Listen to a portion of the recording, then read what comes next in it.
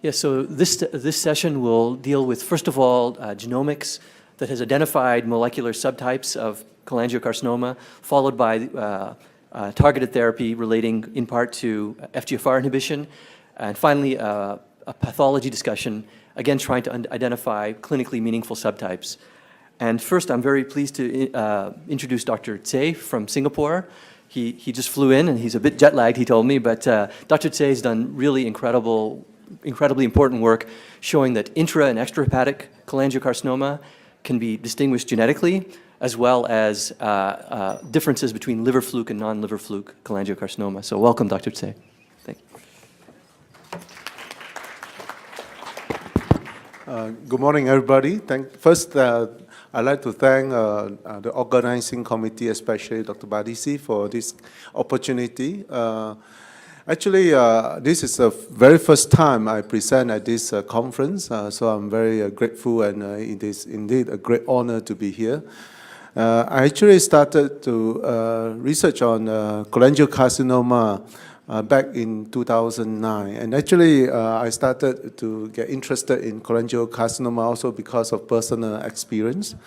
Back in 2008, the wife of my best friend actually was diagnosed with cholangiocarcinoma at the age of 38. And she was known to have a choledochal cyst, a congenital cyst, as we learned earlier, a risk factor. Unfortunately, she succumbed to the disease after 18 months after diagnosis. And the same year, my golfing buddy, a head and neck surgeon, also was diagnosed with cholangiocarcinoma, and he also passed on after a year. So that prompted me to do research on cholangiocarcinoma. But at that time, I was told that the epicenter of cholangiocarcinoma is in northeast of Thailand, and I started a collaboration with them. And today, I'm going to share with you some of the works that we have been working on for the last 10 years. Anyway, cancer genomic studies have been performed by different countries in different geographical regions for one very good reason. And that is the difference in ethnicity, dietary habits, carcinogen, pathogen, environment, and pollution exposure in different geographical regions. So perhaps through cancer genomic and epigenomic studies, we can shed light on how these different factors can contribute to tumorigenesis of different cancer types. And indeed, if you look at Asian-centric cancers, they tend to be associated with group 1 carcinogen. So for example, gastric cancer or stomach cancer, it is associated with Helicobacter pylori. Nasopharyngeal carcinoma with Epstein-Barr virus, upper urinary tract urothelial cancer with a herbal plant called Aristolochia plant. And I'm going to tell you more about this later on.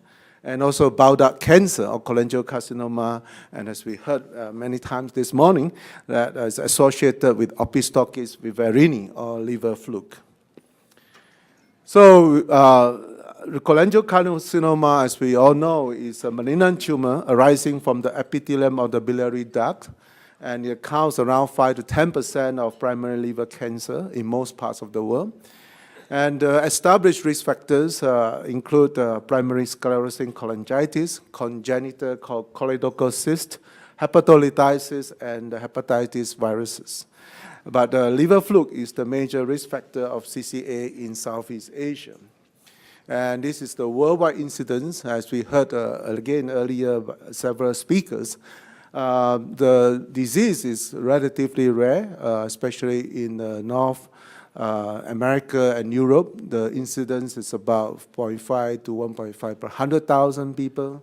But as you move to the east, the number increases to about 5 to 7.5 per 100,000. But as we know, the epicenter of cholangiocarcinoma is still in the northeast of Thailand and its neighboring countries, including Laos and Cambodia, because these three parts of the three different countries, they share the same culture and dietary habits. Although we don't have an official number from Laos and Cambodia, but I've been there and saw many patients in the parts of the world. So the incidence, according to a report, is about 95 per 100,000 for men and 40 per 100,000 for women. And every year, there are thousands and thousands of cases found in this region. And every year, I visit this area about 3 to 4 times and see a lot of these patients.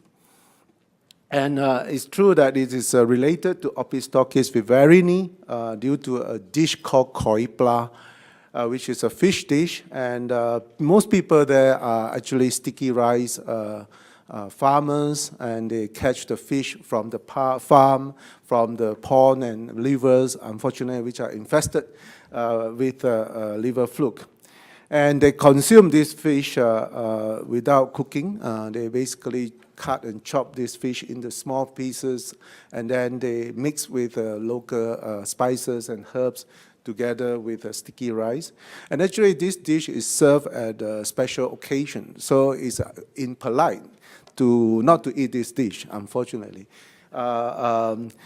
Because this is served at a wedding, at a funeral, at parties, and but recently, in the last 5-6 years, there have been a tremendous campaign, public health campaign, to discourage people from taking this dish.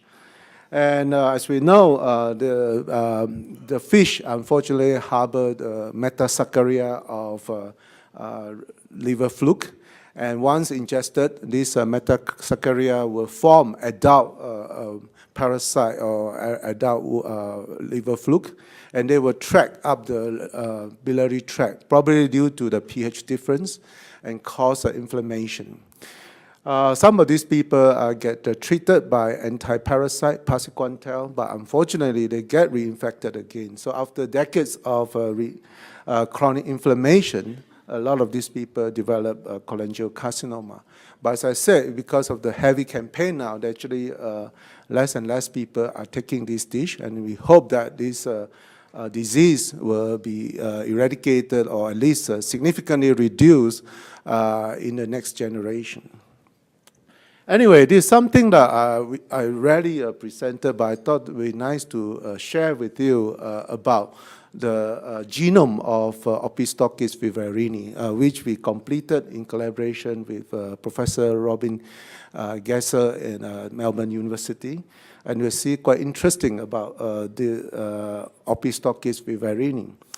Well, first of all, the liver fluke Opisthorchis viverrini has about 740 million base pairs with about 16,000 genes. And you'll be wondering how this liver fluke can survive in the bile duct, which has actually a very hostile environment because it's full of bile, and the bile consists of bile acid, phospholipids, proteins, and cholesterol.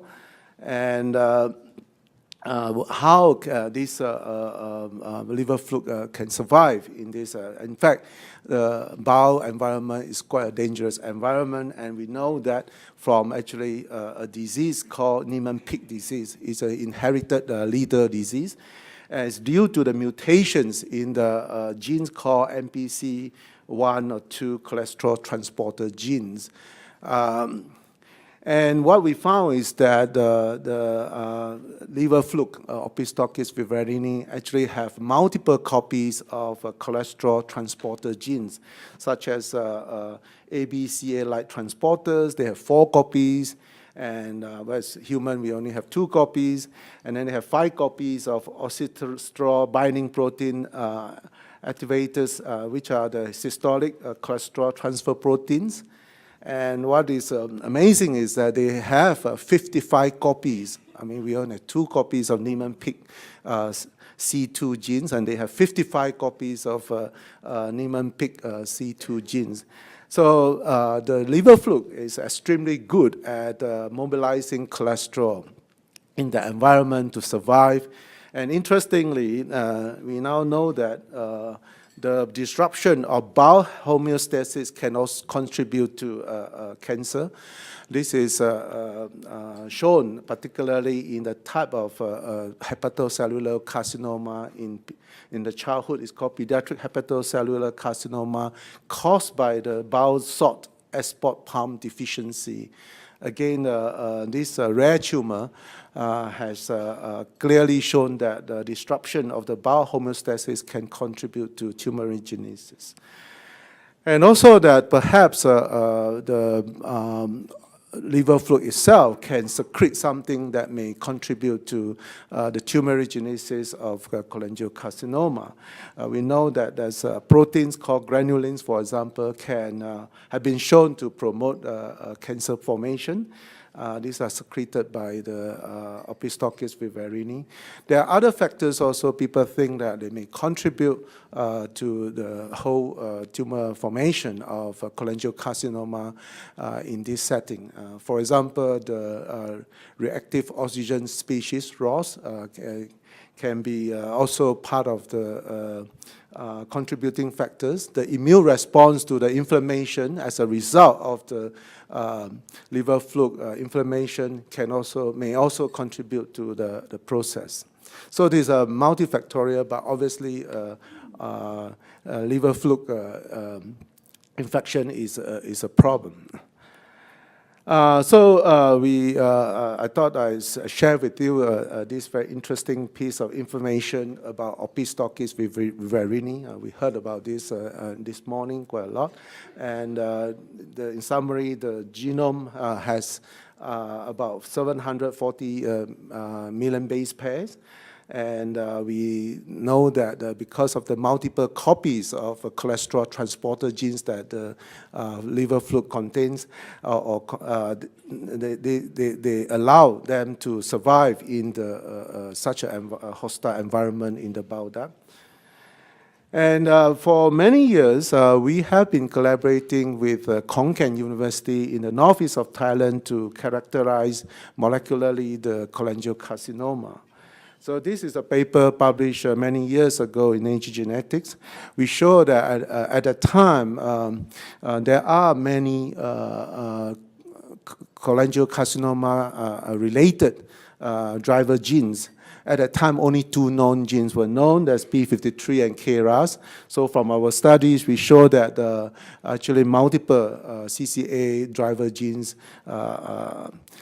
play a role in the cholangiocarcinoma. So this includes SMART4, ROBO2, APC, RNF43, GNAS, ML2, ML3, and also a group of chromatin enzyme genes, including ML2, ML3, RIT1A, and BAP1. And I'll tell you more about this later on. And then subsequently, we published another paper to show that there's a significant difference in terms of spectrum and frequency of the mutated genes in cholangiocarcinoma between the liver fluid associated cases and the non-liver fluid associated cases. So for example, you see on the slide, the genes called BAP1, IDH1, which you'll hear more about these genes later on in the next session. They are more common in the non-liver fluid cases. They are very rare in the liver fluid cases. On the other hand, P53, a very well-known tumor suppressor gene, is much more common. It's much more common in the liver fluid associated cases. Up to 50% of the OV cases will harbor the P53 mutations, but probably 10 or 15% of the non-OV cases will have these mutations of P53. So since then, we have joined the International Cancer Genome Consortium, and together with the University of Tokyo, we lead the biliary tract cancer program. So we have been studying the somatic mutations, the copy number variation, structural variation, mutational signature, methylation, integration or presence of pathogen genome, and non-coding DNA changes in the cholangiocarcinoma. So today I'm going to present to you our recent papers published only a few months ago in Cancer Discovery on the genomic and epigenomic profiles of cholangiocarcinoma. So today we have studied close to about 500 cases, about 130 fluke positive cases, and about 350 non-fluke cases, about 300 intrahepatic CCA, and about 160 extrahepatic CCA. So several studies have been performed on these cases, including targeted sequencing, copy number alteration, gene expression, and DNA methylation. And some of this data can be combined and to allow us to perform integrative analysis, and which allow us to do molecular subclassification. So this is the paper that we published, as I said, only a few months ago. First, the cholangiocarcinoma driver genes. These are the top 30 genes that are frequently mutated in cholangiocarcinoma. As you will see, the number 1 gene is still P53. The orange one indicate the fluke positive, and these are the fluke negative. So it is obviously present in both fluke positive and fluke negative. You can see that it's more common in the fluke positive cases. The second most commonly mutated gene is a gene called ARID1A, and I'll introduce to you what this gene does. And it is mutated close to about 20% of cholangiocarcinoma in all cases. ARID1A is an accessory subunit of a very large complex called Swiss nerve chromatin remodeling complex. And it regulates transcription by altering the chromatin structure around the genes.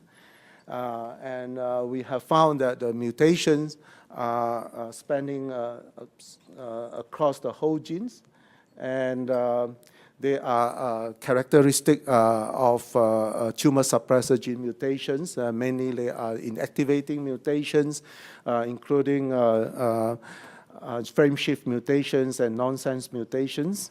And simple knockdown assay and overexpression studies have supported its tumor suppressive role. So this this particular gene is frequently mutated and inactivated through the mutations, and it has a tumor suppressive role. But once it's removed by this inactivating mutation, this tumor suppressive role is also removed, and leading to tumor formation.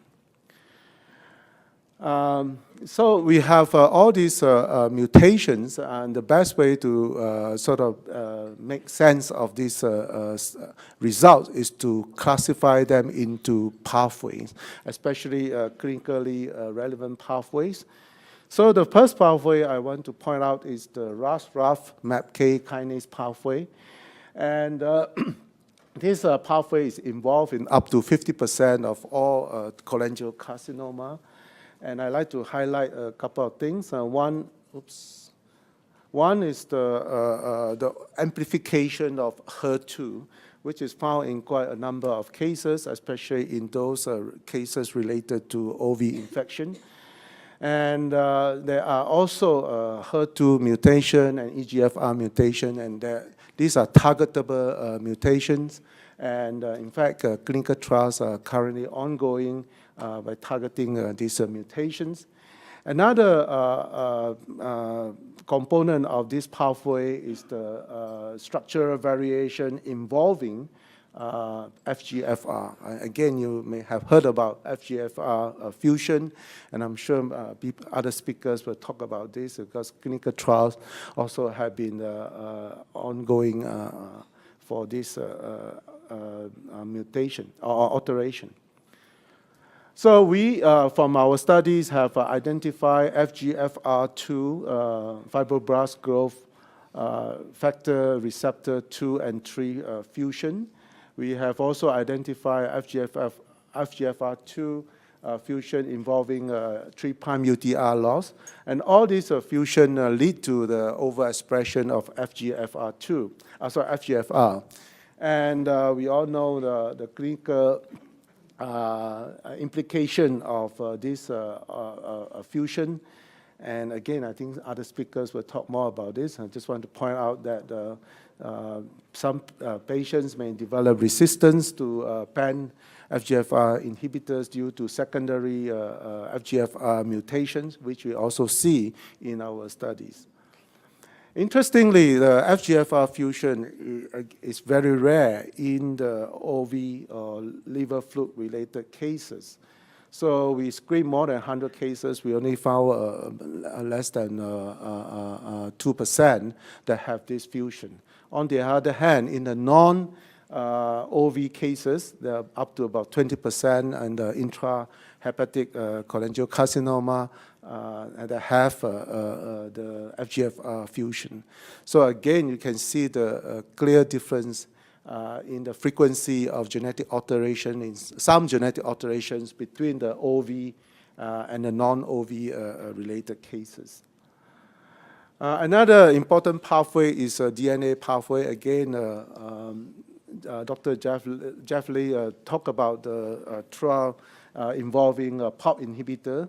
So these are the mutations that are involved in the DNA repair, and obviously patients with these mutations may be responsive to PARP inhibitors.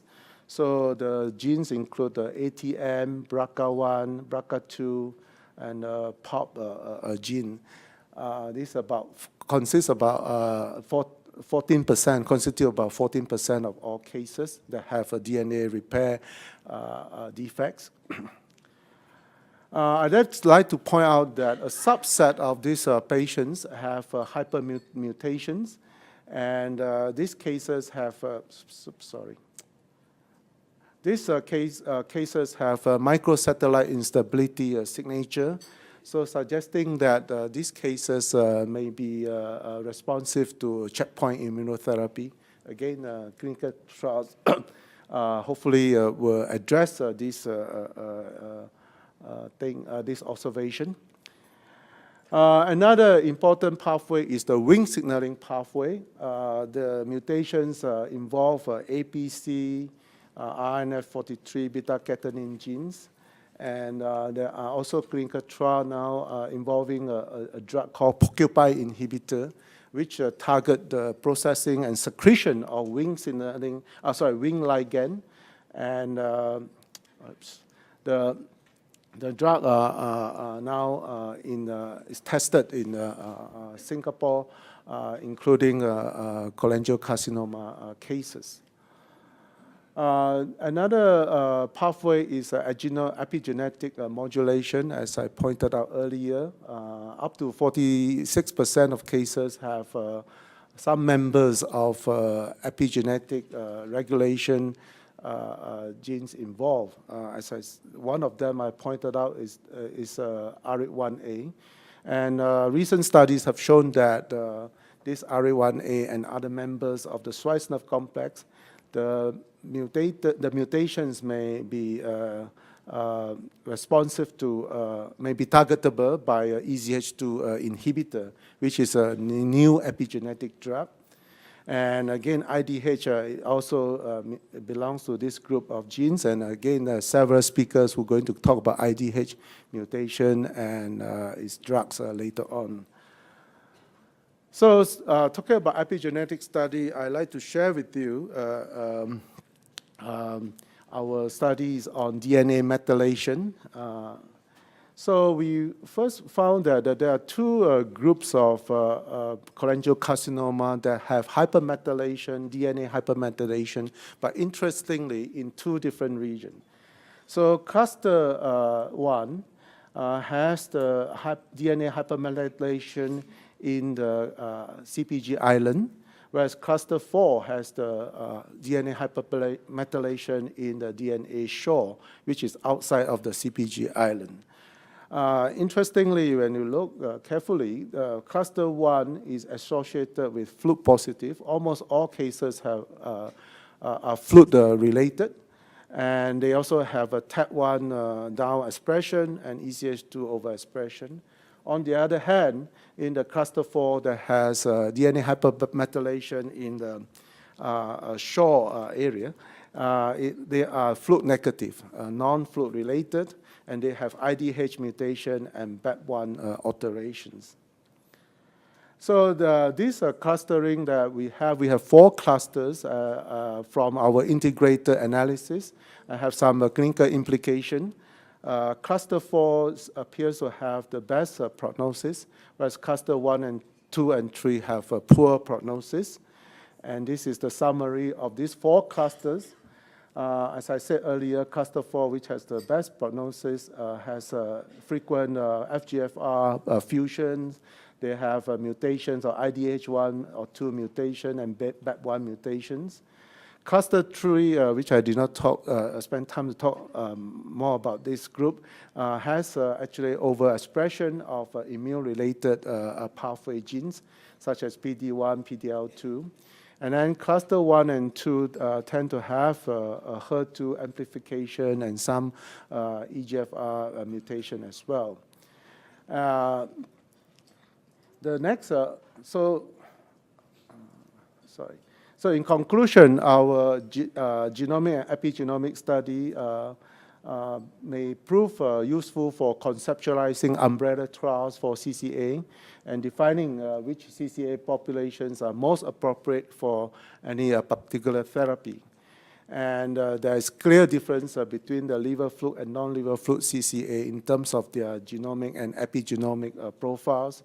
And of course, there are still many things that we need to do, particularly functional studies of some of the genes that we found to be mutated, and there are also issues about intratumor heterogeneity and drug resistance. Now, the next few minutes, I want to present to you perhaps a novel new risk factor for cholangiocarcinoma. This, I have to say, remains still somewhat controversial. But it has created a lot of attention and concern.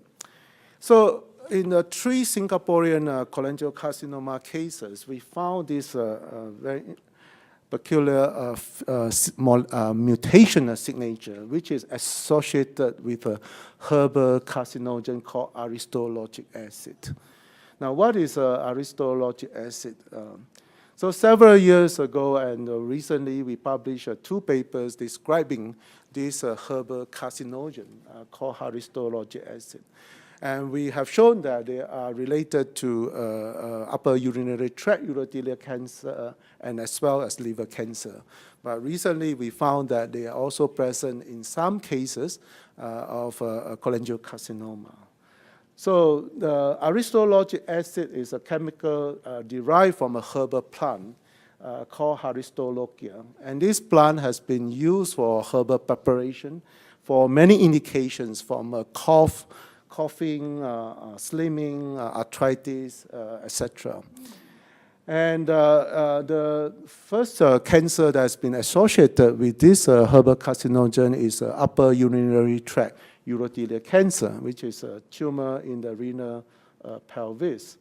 And several years ago, when we look at this tumor, we found that it has more mutations than the UV-associated melanoma. So there are about 400 over 1,000 mutations on whole genome sequencing. And on closer look, we found that there is a peculiar signature associated with it, and that is A to T, T to A transversion. So when you see A to T, T to A transversion, you almost can guess that this is related to this particular herbal carcinogen called aristolochic acid. And on closer look, you can also see the mutation hotspot is always A, C, or T, A, G, G. And we proved that by exposing normal kidney cell lines to this carcinogen, aristolochic acid.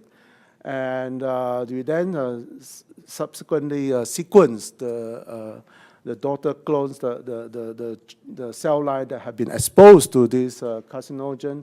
And lo and behold, we get this A to T, T to A transversion signature. So at that time, Sanger Center published a paper in Nature describing 21 mutation signature associated with different carcinogen, including ultraviolet light, etc. But they did not have this AA signature. So since then, our AA signature has been labeled as number 22 signature. So if you see AA 22 signature, this It refers to the aristologic acid signature. Now, we detected 3 cases of CCA from Singapore cohort that have this signature.